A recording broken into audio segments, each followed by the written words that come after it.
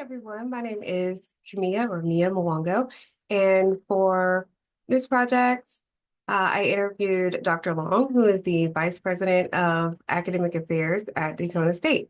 Today, I'll be talking about our conversation and some emerging issues in higher education leadership, why I chose Dr. Long, and what I learned.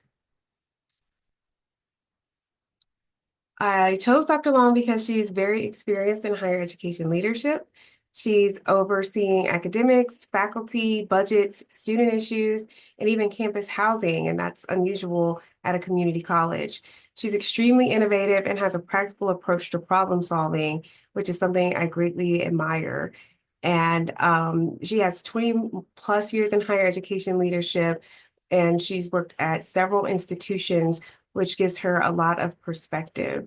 So she has a deep understanding of these shifting, emerging higher education trends, and she has a proactive leadership style. So all of these things that I have come to respect as I've known her, followed her career over the years. I asked Dr. Long about the biggest emerging trends in higher education and how those issues affected Daytona State, what they're doing to address them, and her advice for new leaders. And some of the topics and areas covered are on the slide for the interview protocol. Some of the emerging issues in higher education that Dr. Long identified was faculty tenure, budget constraints, and compliance versus autonomy.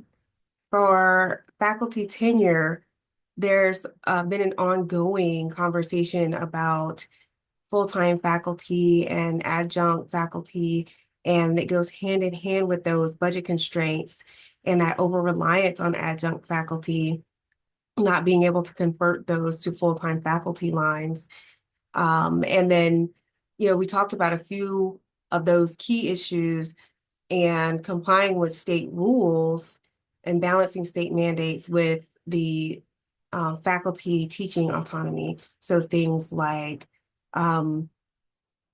academic freedom and curriculum mandates and gen ed requirements and changing the way that faculty construct their courses. And that's generally been held sacred. But lately, that's been under question and kind of coming under attack. And being a leader in these spaces and navigating those difficult conversations in difficult spaces has been one of the top challenges emerging in higher education, especially for her position. So budget problems meant hiring less full-time professors and relying heavily on adjunct faculty. And these adjunct faculty are facing some of the toughest academic freedom conversations we've dealt with in a long time. So, and here's a direct quote from Dr. Long. Enabling faculty autonomy while meeting state requirements is one of our biggest challenges, or leadership challenges. Students perform better when faculty can teach authentically.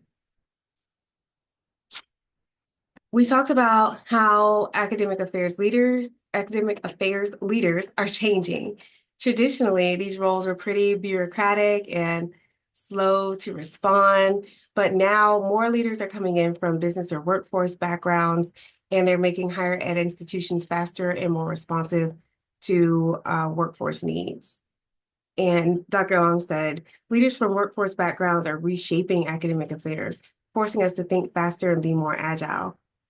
Otherwise, proprietary schools will meet community needs first. At Daytona State and, throughout the community college system,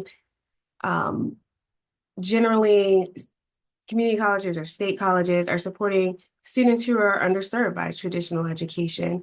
So at Daytona State, they're dealing with students who have struggled academically or socially in traditional schools.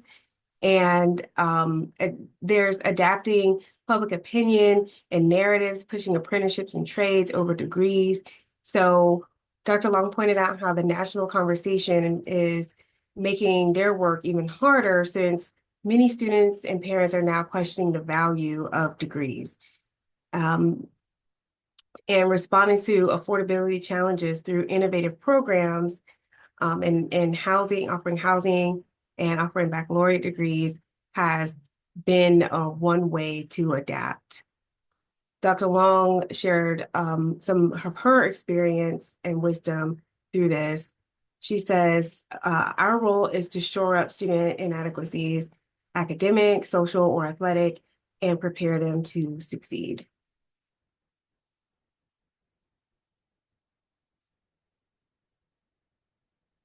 To respond to some of these issues, I mentioned that Daytona State built student housing to try to make college more affordable and accessible. Their campus is near the beach, and affordability became quite an issue for them. Florida in general, the cost of living is going up, and being on a beach, that is nearly impossible for students to find affordable housing. So, as a mission for access to education, Daytona State built dorms, which is unusual for a community or a state college. And they're also expanding their bachelor's degree programs that match what local businesses in the community need. And so one of her mentions was specifically on-campus housing created access for students priced out by rising costs, allowing Daytona State to meet real community needs. One of the biggest lessons Dr. Long shared is the importance of treating challenges as opportunities for growth or reframing those challenges. Um, She believes that great leaders listen, show empathy, and build strong relationships with their teams, especially during difficult times. So that importance that was highlighted on humility, active listening, and truly being a human and a person, not just your title. And leaders have to advocate for institutional accountability and responsiveness.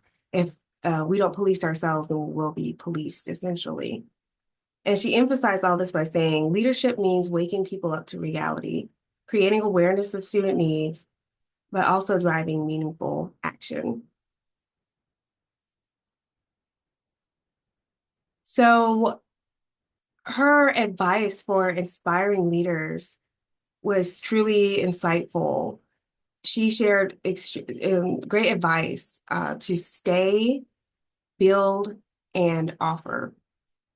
Stay humble, build meaningful relationships, and offer autonomy with good options. Staying humble means respecting and valuing faculty expertise. Faculty are experts and they want to be heard.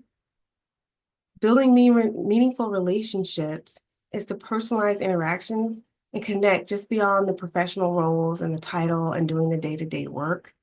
Building genuine relationships with the people you see day in and day out. And offering autonomy along with good options. We came up with the analogy of a cafeteria. It's fine for people to have choices and have a lot of choices, but put good options out there for those choices. Balance clear guidance with the student and faculty autonomy. Stay, build, and offer. Faculty are knowledgeable and confident. Your role as a leader is not to dictate, but to unify and guide. I found that so profound on so many levels about leadership in so many spaces.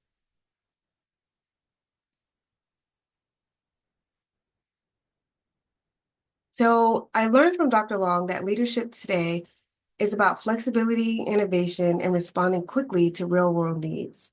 Leaders must balance tough budget realities with the mission of education. And most importantly, they have to genuinely connect with people and understand their struggles. So it's about navigating complex challenges while empowering people. Institutions have to remain agile and responsive to community and workforce trends. And most importantly, personalize the position. When you're a leader, you're more than your title. Even though you've accomplished much, we're all human. In closing, the interview reinforced my respect for Dr. Long, and have reinforced that effective higher education leadership is about who we are in a crisis or in a challenge and rising to the occasion, and that institutions have to stay agile and must be proactive. Thank you so much, Dr. Long, for your insights, and thank you, listener, for your time.